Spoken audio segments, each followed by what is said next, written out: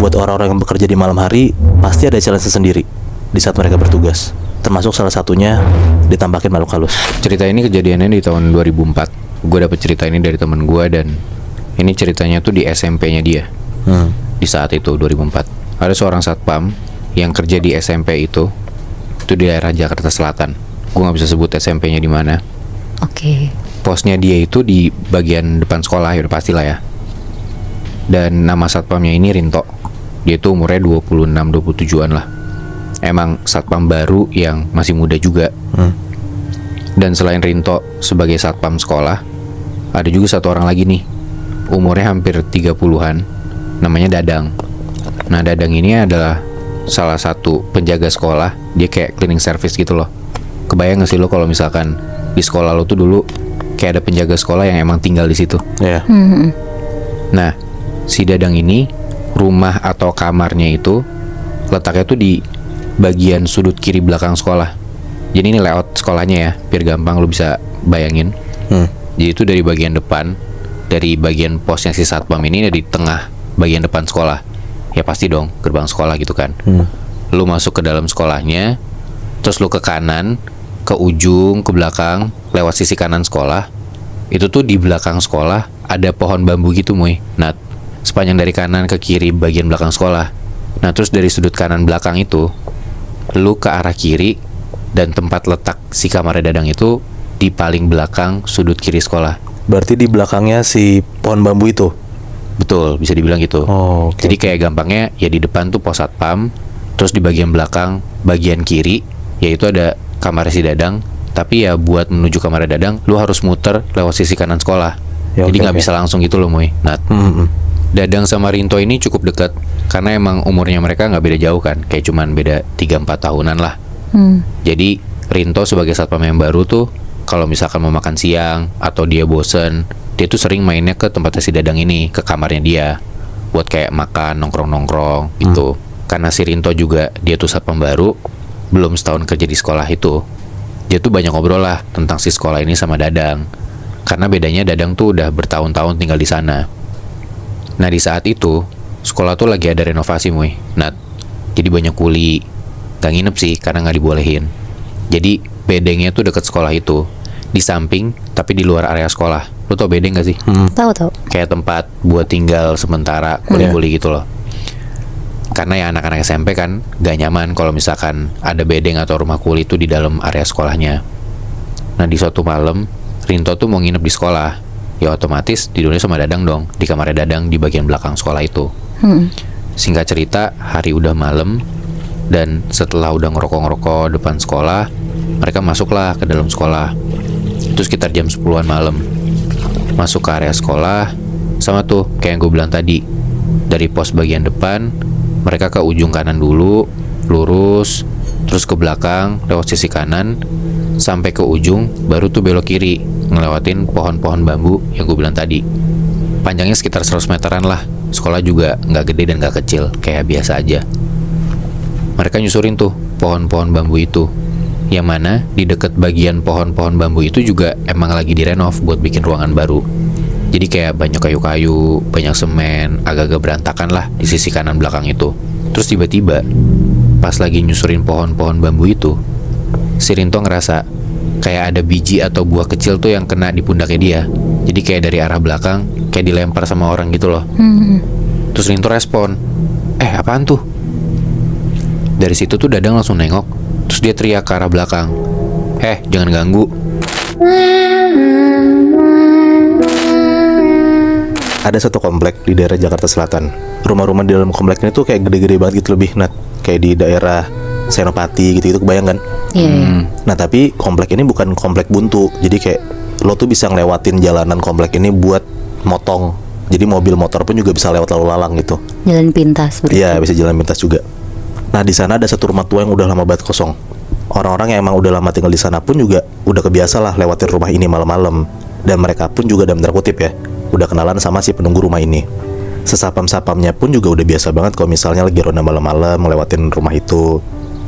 Jadi kayak orang-orang lama yang tinggal di komplek itu udah biasa lah akan kehadiran si rumah tua yang udah lama kosong ini. Oke. Nah, di komplek itu ada 4 sapamnya. Biasanya 2 pagi dan 2 malam shiftnya. Nah ada satu waktu di tahun 2014, gue diceritain sama temen gue yang tinggal di komplek itu. Ada satu sapam baru gitu Nat. Sapam muda, umurnya 24 tahun, namanya Agus kita sebut aja. Oke. Nah si Agus ini baru kerja jadi sapam di komplek itu. Pas di momen itu ya yang temen gue cerita tahun 2014 itu sekitar semingguan lah.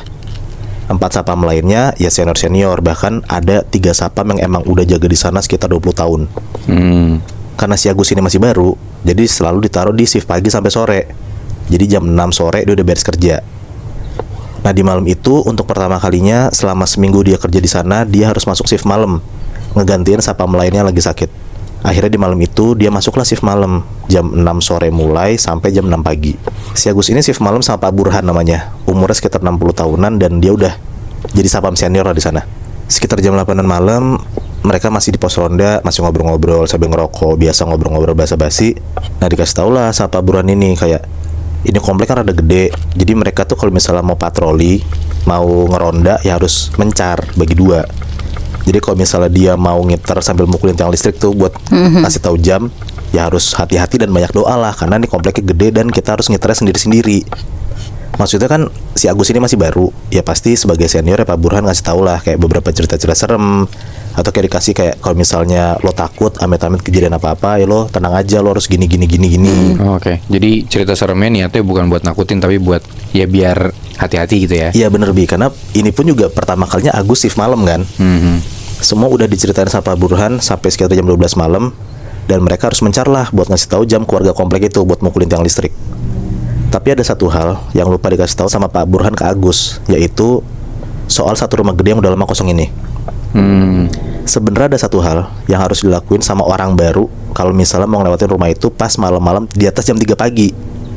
Kayak kalau misalnya nih ada orang cowok gitu ya, naik motor atau naik mobil pun kadang kalau misalnya ngelewatin rumah itu jam 3 pagi, kadang tuh kayak suka diganggu gitu loh sama si penunggu rumah itu. Apalagi si Agus yang harus ngiter tuh naik sepeda sendirian pula kan.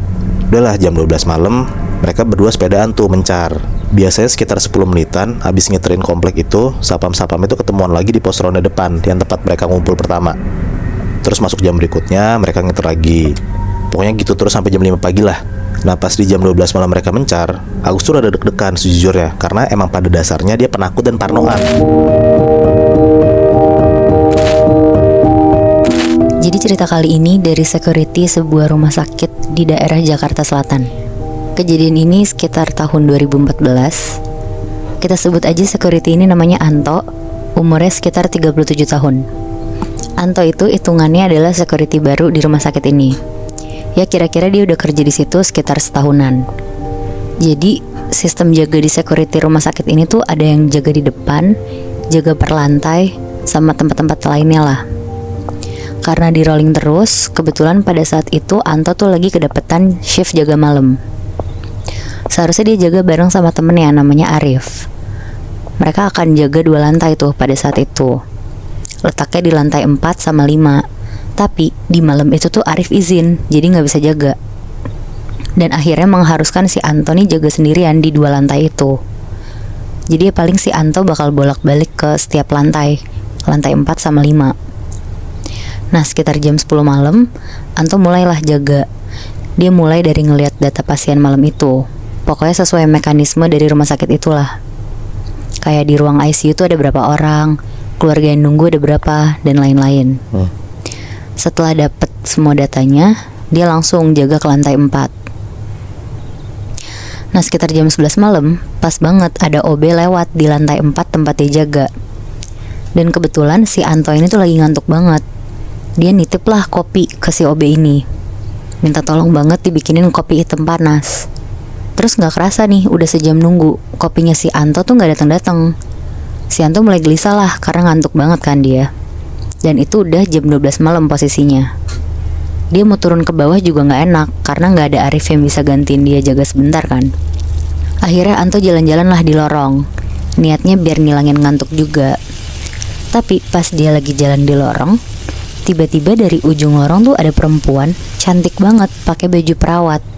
Lagi jalan ke arah Anto sambil bawa gelas kopi.